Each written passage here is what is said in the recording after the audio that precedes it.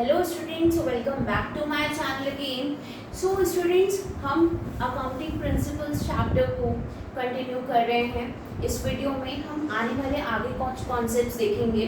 Okay, तो हमने last class में 3 कॉन्सेप्ट्स देखे थे और इस क्लास में हम आगे फर्दर कॉन्सेप्ट्स के बारे में बात करने वाले हैं। So let's start. So our first concept is business entity concept. Okay, तो बिजनेस एंटिटी कॉन्सेप्ट के बारे में आप अच्छे से जानते हैं, but still I will tell you once more. So business entity के बारे में हमने देखा था कि जब भी हम कोई बिजनेस करते हैं, ओके, तो हमारी जो एंटिटी होती है, मीन्स हमारी जो आइडेंटिटी होती है, it is different from our business. Okay, तो जो भी सपोज मैं अपना कोई बिजनेस रन कर रही हूँ, उस बिजनेस को मैं कोई पर्टिकुलर नेम दूंगी। ओके, कोई मेरी फर्म है तो मैं उसको एक पर्टिकुलर नेम दूंगी और वो उसकी जो आइडेंटिटी है that is different from my identity. So आपकी जो भी बिजनेस की यूनिट होती है उसकी एंटिटी हम इसलिए भी डिफरेंट रखते हैं क्योंकि क्या होता है कि हम जब अकाउंटिंग करते हैं तो हम सारी अकाउंटिंग उस बिजनेस फर्म की आइडेंटिटी पर करते हैं, उस एंटिटी के ऊपर करते हैं। ओके, तो जो भी आपके प्रॉफिट्स लॉसेस होंगे वो आपकी फर्म के होंगे, वो आपके हैं, बट आप उसके मतलब आप उसके ओनर हैं। ओके, उस बिजनेस के ओनर हैं, पर identity will remain different. Okay, so कैसे रहेगी? प्रोप्राइटर जो होता है आपका क्रेडिटर होता है बिजनेस का। कैसे होता है क्रेडिटर, ये देखते हैं हम। तो भाई मैंने अगर सपोज अपने बिजनेस में कोई भी कैपिटल इन्वेस्ट करा, तो वो जो कैपिटल मैंने इन्वेस्ट करा है वो बिजनेस के लिए, मेरे बिजनेस के लिए एक लाइबिलिटी है। ओके, जो बिजनेस मुझे रिटर्न करेगा जब बिजनेस वाइंड अप किया जाएगा, पूरा बिजनेस जब वाइंड अप होगा तो वो कैपिटल बिजनेस को मुझे रिटर्न करना पड़ेगा। मींस उसके ऊपर एक लाइबिलिटी है, मैं उसकी एक क्रेडिटर के रूप में एक शो करनी चाहूंगी। ओके, तो आपका जो भी प्रोप्राइटर होता है वो बिजनेस का क्रेडिटर है just because he is investing capital into that business. Okay, so आपकी जो आइडेंटिटी है और जो आपके बिजनेस की आइडेंटिटी है वो डिफरेंट होती है। भले ही आप उसमें खुद कैपिटल इन्वेस्ट कर रहे हैं, but that capital will remain as a liability.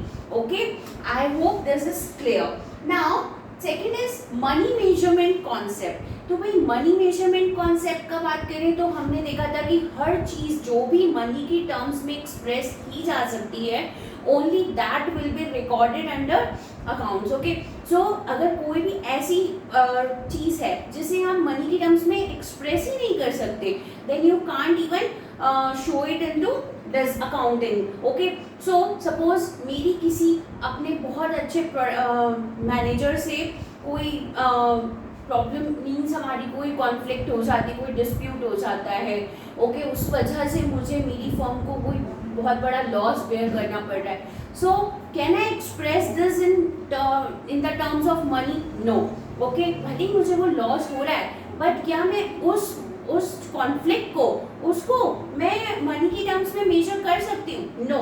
Okay, तो जो भी चीज़ें आप मनी की टर्म्स में मेजर नहीं कर सकते हैं, यू कांट रिकॉर्ड देम।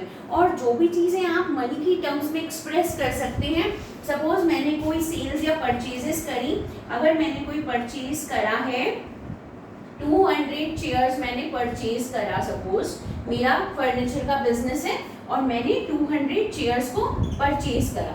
अब भाई इन 200 चेयर्स में पर यूनिट का प्राइस था मेरा 500 रुपीज। ओके, तो मेरा जो भी परचेजेस हुआ दैट इज 1 लाख का हो गया। ओके, तो this I can express in terms of money. So ये ऐसे जो भी ट्रांजेक्शन्स होंगे that I can record in my books. Okay, otherwise you can't record in your books. Okay, so only those transactions and events are recorded in accounting which are capable of being expressed in terms of money. So this is the most important concept. भाई money का ही पूरा role है हमारी accounting में, अगर money नहीं तो accounting भी नहीं। Okay, so now next would be accounting period concept. अब ये accounting period concept क्या होता है? भाई देखिए क्या होता है ना, जब हम अकाउंटिंग करते हैं तो हमें एक फिक्स्ड इंटरवल के बाद में हमारे बिजनेस की फाइनेंशियल पोजीशन जानने का पूरा राइट रहता है। ओके, कि आप जब भी अकाउंटिंग करते हैं ओके, तो आपको क्या होता है, जैसे आपने एक फाइनेंशियल ईयर चूज करा, मैंने आपको लास्ट क्लास में भी बताया था कि कैलेंडर ईयर होता है that is 1 January to 31 December okay, ये sorry that is 1 January to 31 December, जो कि हम यही फॉलो करते हैं अपना calendar year. But according to the amended income tax laws okay, we have financial year okay, जो कि हर फर्म बनाती है, दैट इज फाइनेंशियल। और इस फाइनेंशियल ईयर को ही सब अडॉप्ट करते हैं, बिजनेस को ही कंपल्सरीली अडॉप्ट करना पड़ता है। That is it starts from 1 April to 31 March of next year okay, so this financial year will be adopted by all the business enterprises to make their accounts okay। इसी के according अपना सब लोग जो भी बिजनेस कर रहे हैं वो अपनी अकाउंटिंग करेंगे इस फाइनेंशियल ईयर के हिसाब से। और 31 मार्च जो कि end of the financial year होता है, उस डेट पर ये लोग अपनी फाइनेंशियल स्टेटमेंट्स बनाते हैं, that is P&L account and balance sheet. और वो क्या डिस्क्लोज करती है, प्रॉफिट एंड लॉस अकाउंट आपका प्रॉफिट लॉस शो करेगा, if you are getting loss, if you are getting profit okay, whether whatever you are doing, whatever you are getting, so it will be disclose by your profit and loss account. And whatever is the financial position of your business, is it sound और not, it will be disclosed by your balance sheet okay। So the users of the financial statements need to know the results of the business at frequent intervals। भाई अगर आप capital invest कर रहे हैं तो you have right to get to know that whether you are your firm is going in profit or loss। So आपको result जानने के लिए क्या करना पड़ेगा, एक फिक्स टाइम इंटरवल्स पे ये फाइनेंशियल स्टेटमेंट्स बनाने पड़ेंगे। And thus the entire life of the firm is divided into time intervals। अब सपोज आपने आज बिजनेस स्टार्ट करा, आप इस बिजनेस को बहुत लॉन्ग टाइम तक लेकर जा रहे हैं, सपोज आपने 20 इयर्स तक ये बिजनेस बहुत अच्छे से रन किया, तो आप क्या करेंगे, इन 20 इयर्स का जो भी आप हिसाब किताब रखेंगे उसे टाइम इंटरवल्स में ही तो रख रहे हैं ओके। हर एक फाइनेंशियल ईयर की आपके पास रिकॉर्डिंग होगी और आप उन पूरे 20 इयर्स का टाइम इंटरवल्स में रिकॉर्ड रख रहे हैं कि इन 20 इयर्स में मैंने इस ईयर में इतना प्रॉफिट अर्न किया, नेक्स्ट ईयर में इतना किया। So you have record of all the financial years till 20 years okay. Now अब यहाँ पे आपका क्या होता है कि टाइम इंटरवल्स पे आप बनाते हैं, क्यों बनाते हैं, for the measurement of the profits of the business, ताकि आप बिजनेस का जो भी प्रॉफिट अर्न कर पा रहे हैं उसे आप मेजर कर पाए कि आपकी जो भी फर्म है उसका प्रॉफिट इंक्रीज हो रहा है या डिक्रीज हो रहा है इन द सब्सिक्वेंट ईयर्स।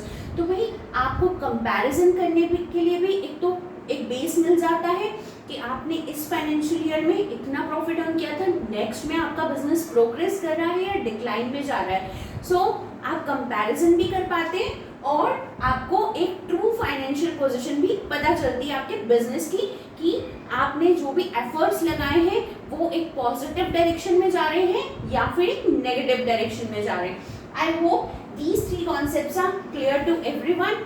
सो अगर आपको कोई भी प्रॉब्लम है इसे फिर से आप एक बार रिवाइंड करिए, if you have then issues still then issues, तो आप क्या करेंगे, इस वीडियो को आपके कमेंट्स में शो करेंगे ओके, और जो भी आपका प्रॉब्लम होगा आप उसमें कमेंट में लिखकर मुझे बताएंगे। Thank you for watching.